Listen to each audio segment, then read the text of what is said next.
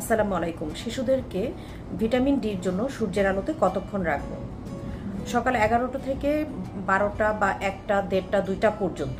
Just এটা একদম খুব যে ক্লিয়ার কাট কোনো গাইডলাইন আছে যে এতটা পর্যন্তই রাখা যাবে, তারপরে রাখা যাবে না।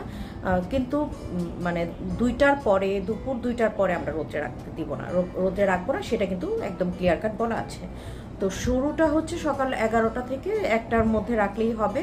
এবং প্রিপারেশনটা হলো যে শিশু অবশ্যই দেখা যেতে হবে যে ডাইরেক্ট স্কিনের উপরে যেন সানলাইটটা পড়ছে সেদিকে আমাদের নজর দিতে হবে। এবং দেখা যাবে যে একটা শর্ট ড্রেস পরে আছে, ম্যাগি হাতা বা হাফ স্লিভ ড্রেস পরে আছে, একটা শর্ট হাফ প্যান্ট পরে আছে, এরকম করে ড্রেস আপটা যেন হয়।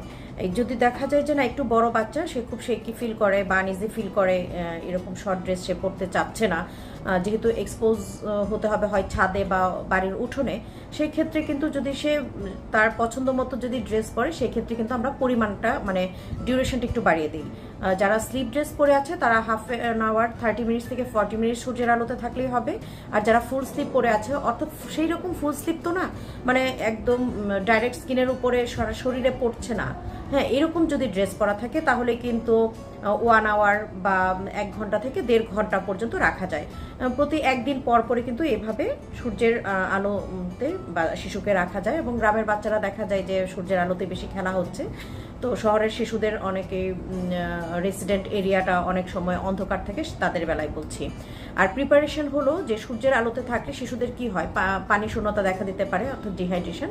সেক্ষেত্রে ওখান থেকে এনেই সূর্যের আলো থেকে আনার পরেই আমরা কিন্তু শিশুকে টক মানে সাইট্রাস ফ্রুটস যেগুলো আছে সেগুলোর জুস দিতে পারি, বা বাসায় বানানো লেবুর শরবত, অথবা এক্সেস একটু পানি, মানে একটু বেশি বেশি পানি খাবে, সেই দিকটা আমাদেরকে অবশ্যই খেয়াল রাখতে হবে।